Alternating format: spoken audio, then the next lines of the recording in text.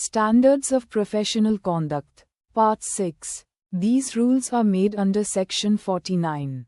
1. C. of the Advocates Act, 1961. They are divided into several sections based on the advocate's duty.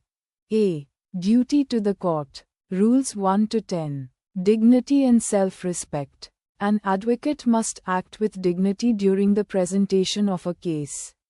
They should not be servile but should also not be disrespectful. Respect the court. Maintaining a respectful attitude is essential for the survival of a free community.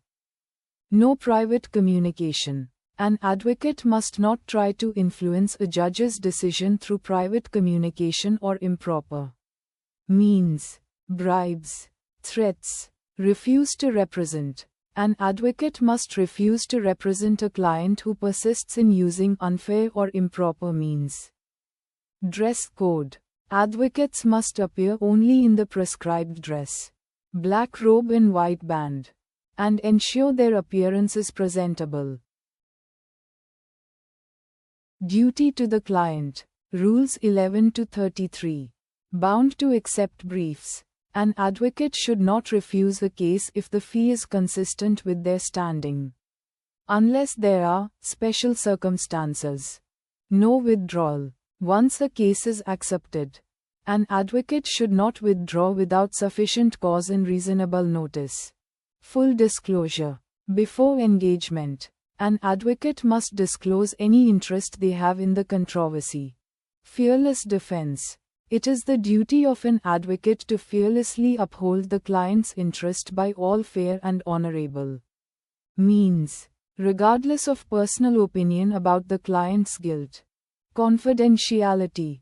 An advocate must not breach the obligations imposed by Section 126 of the Indian Evidence Act. Attorney-client privilege. No property dealing. An advocate should not bid for or purchase property that is the subject matter of the litigation they are handling. C. Duty to opponents and others.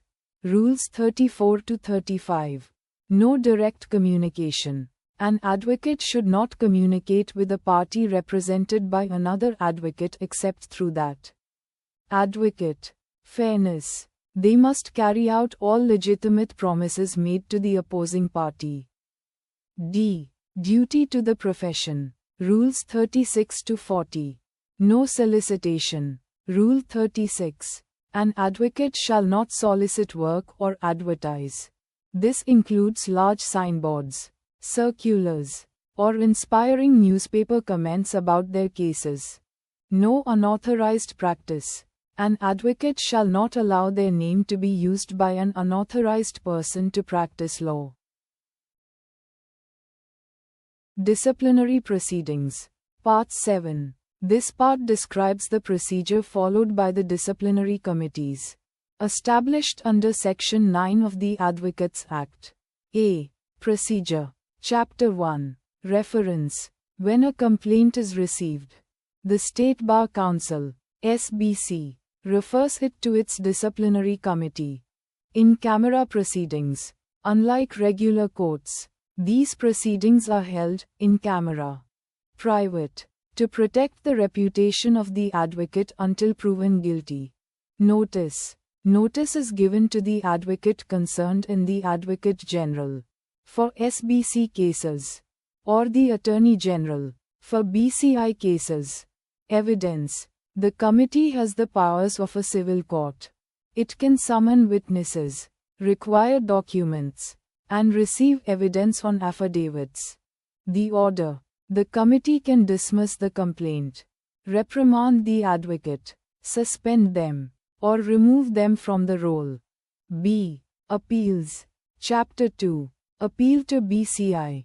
Section 37. Any person aggrieved by an order of the State Bar Council's disciplinary committee can appeal to the Bar Council of India within 60 days.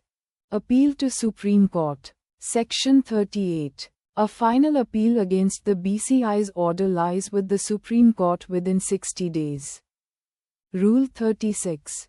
Advertising. Mention that the BCI recently allowed very limited information on websites. Name, address, qualifications. Following the case of V.B. Joshi v. Union of India. But, active solicitation remains strictly prohibited.